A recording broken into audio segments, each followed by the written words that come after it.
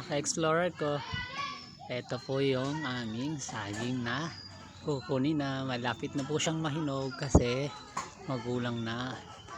Isa, dalawa, tatlong dahon na lang ang natitira. Yan po yung palatandaan na isang saging ay matanda na or magulang na, ready na siya to harvest or tibain. Kaya ito po yung aming gagawin. So mamaya kunin ko po ito or later. Yan. Ito po yung kanyang puno or puno. So diba, ang cute. Magulang, malalaki na po yung saging na to. Yan o.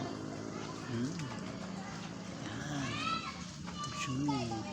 Ang galing, di ba? Yan na po. Sa mga gustong humingi yan, PM nyo na lang ako.